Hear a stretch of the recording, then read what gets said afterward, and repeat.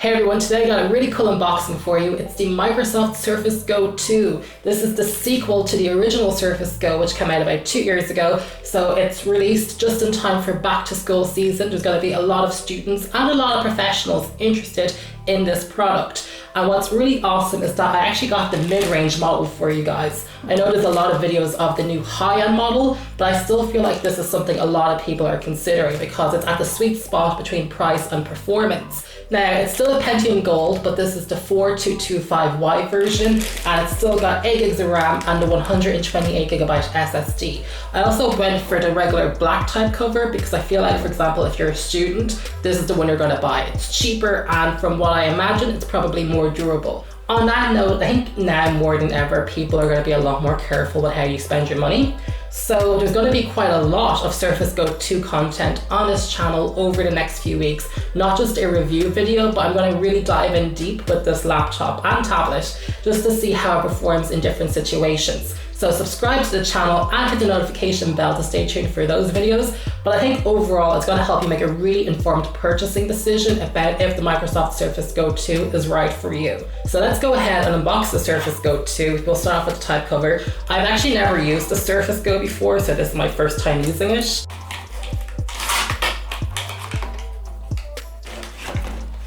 So this is type cover. It still feels really nice. This is not the Alcantara. I imagine the Alcantara is less durable, but if you're a business professional and you want something a bit fancier, I think it's a great choice. But I think if you're a student, for example, you're going to want to save a bit of money. It seems a lot like the one from the iPad, and that's type cover. Although it does feel a tiny bit more premium, and of course you do got a trackpad. Although now the iPad Pro does have a trackpad, but Microsoft did it first. So that's the type cover there. I'll give it a test, just a quick test. Yeah, this is pretty good. The keys are slightly smaller than what I'm used to because obviously this cannot be a full-size keyboard because it's a 10.5-inch tablet. Pretty good. So let's unbox the Surface Go 2 itself. This looks really nice and small, which is great. I think the coolest thing about the Surface Go 2 is that it's really headed in the direction where not only could it be your main laptop, but it'll also be a good tablet.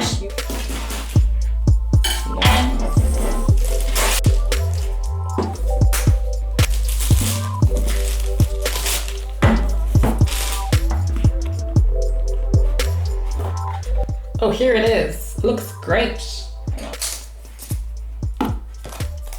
Wow, this is really light and really portable. This is fantastic. And like there's even like icons on the plastic film just to let you know what everything is. Like that's the power button, that's your volume rocker, microphone, Windows Hello. I actually really like Windows Hello. I have it on my Logitech webcam, and it'd be really cool to have it on a laptop tablet like this because I can't have it on a certain laptop that I own. Here is the headphone jack, there's a USB-C port, and then there's the Surface Go power charger slot. Although the USB-C can also charge. Other things we got in the box include, I'm guessing, a power charger. Yes, it seems like where a power charger would be. And yeah, that's exactly what's in here.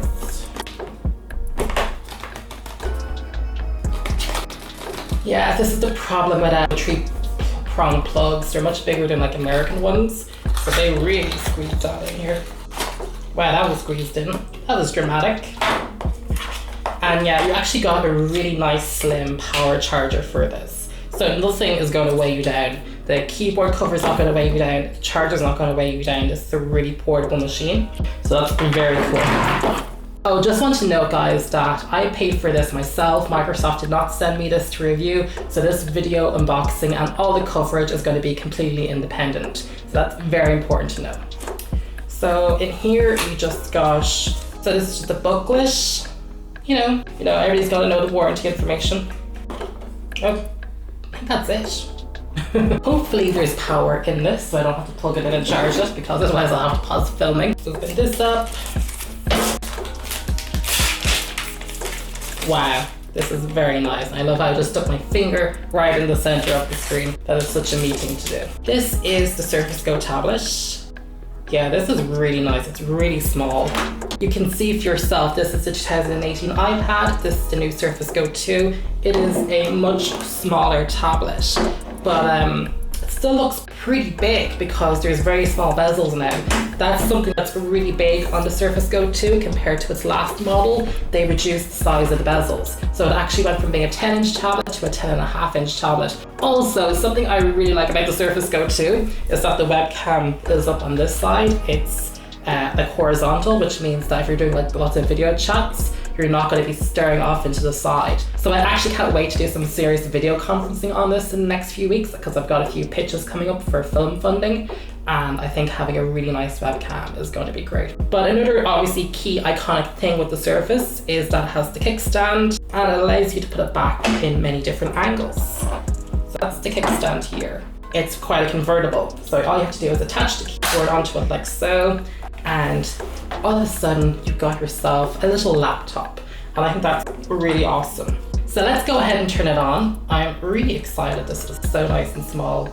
Oh wow, the screen is great. Just even from the flash logo, it looks really bright is what I'm first noticing. Usually in the past, when it came to like these 2-in-1s or convertibles, they usually made really bad tablets if it had like a really good processor, whereas Microsoft is trying to do both things. The screen is really nice. I'm just looking at it now. It's loading up into Windows 10. Really bright is what I'm noticing. I have a lot of studio lights on, and the screen is still holding its own. So that's really impressive. The trackpad feels quite nice. It's not flimsy. I'm really like specific and touchy when it comes to trackpads. I've used a lot of terrible trackpads on Windows PCs. Hi there. I'm Cortana, and I'm here to help. Hello. A little sign in here, a touch of Wi-Fi there, and we'll have your PC ready for all you plan to do. Okay. And if you'd like me to stay quiet, just select the little microphone icon towards the bottom of. No, thank you, Cortana. Okay. Where was I? What was I talking about? Nice screen, better battery life. Let's start with region. I am not in the UK. I am Irish. Oh, it is a UK keyboard though. There's no Euro symbol on the keyboard. Skip. So we're going to connect it to my Wi-Fi. Oh yeah, like I just kind of put my password in there, and instinctively the keyboard is pretty good. Like I wasn't typing like that. Oh, if this makes me sign in with Microsoft. Oh crap, I forget my password. Oh, please don't make me sign in with a Microsoft account. Oh, I hate when it makes me sign in with a Microsoft account. I don't even know what my Microsoft password is. Oh, crap. So now we're going to use Windows Hello and set up our face login. So this is really nice to have on a laptop. Oh, I'm kind of actually far out. Oh wow, that was quick. That was really fast. Okay. This is a really nice keyboard. And you have function row keys. Function row keys are really important, especially if it's like a tablet trying to be more like a laptop, because you don't really want to be always touching the screen for different things or going into weird control menus if you're normally used to having function row keys on a regular laptop. So kudos to Microsoft for putting in function row keys. They're really good ones. You know, this is just the setup screen, but I have to say it's running really fast. I mean, this is just the Pentium Gold. This is the mid-range model. And I think this could be a really good option for people if you're not wanting to do intense tasks on the Surface Go. But like, even if you had the Core M3 model, I don't think you could still do a lot of intense tasks. I don't think that the basic value model is a good choice because it only has 4 GB of RAM and it has slower eMMC storage. I think if you're going to pick a Surface Go 2, you're going to have to decide if it's going to be the mid-range model or if it's going to be the higher end model.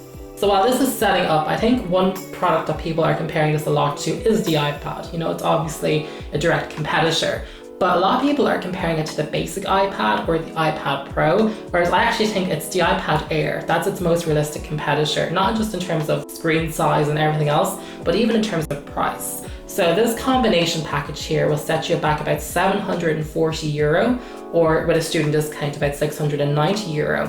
And that's basically the same price as an iPad Air and a Logitech keyboard and trackpad. So that's literally your direct competition. They're both the same price. They both have a 10.5-inch screen. Obviously the iPad Air has the really fast A12 processor.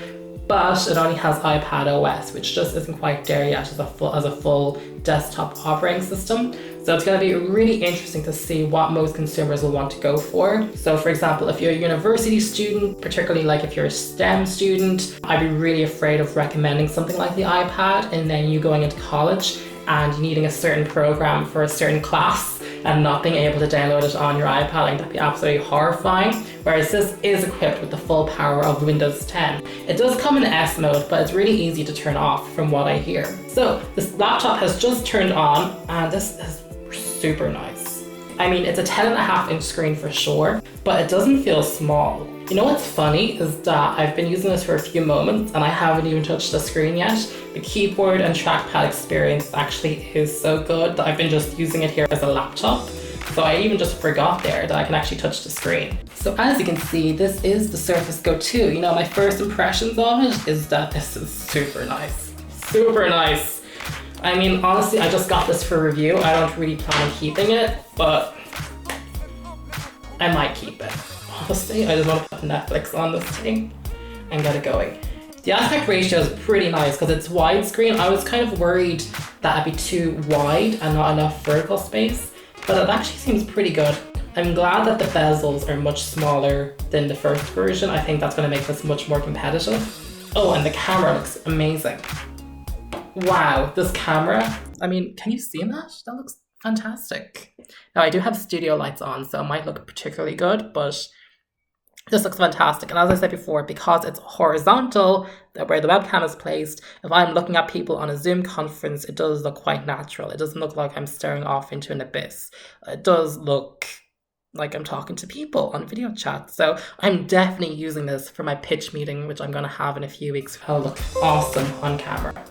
And oh, in terms of expansion, because everybody does bring it up, you can actually put in a micro SD card here at the back and basically add extra storage to your Surface Go. And again, I bought it with my own money, so I have absolutely no reason to say anything else, but this is just, it doesn't feel flimsy. It's super premium. I think sometimes when it comes to cheaper things from different manufacturers that aren't Apple, we're always worried that things kind of feel cheap. They don't feel like you got your money's worth in terms of how it feels. That can't be underestimated enough when it comes to a laptop. I think so many people are focused on just specifications, but how you actually interact with your computer is so important.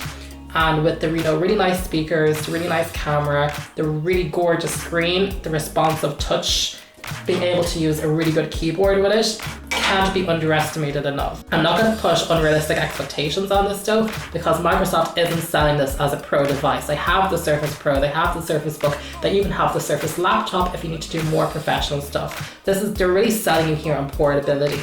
And I think for a lot of people, whether you're a student or you're a business professional, could find a lot of value in this. And I'm really excited to test out the different setups I can do with this, because you do have USB-C. So I can't wait to hook this into an external monitor, keyboard and mouse. I think this could be really nice for business professionals in particular. Let's watch a video really quickly from my YouTube channel, because gotta plug myself. People are working from home right now, and that has brought unique challenges. I can't help you solve everything, but in today's video, I'm gonna help you pick the perfect monitor from your working from home setup.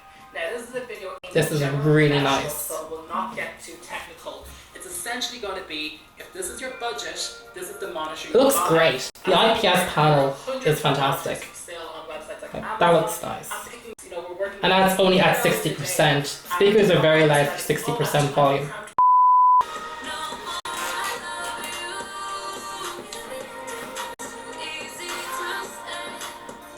Those speakers are really good. There's no tinniness to them, and there's actually a nice amount of bass. I have so much work to do today, but I just want to watch Netflix on this thing. Oh, this is nice, browsing Netflix. Oh, I can't wait to use this in bed, just watching Netflix and stuff. This is gonna be great. This is a really underrated film from 2018. I will defend this film with my life.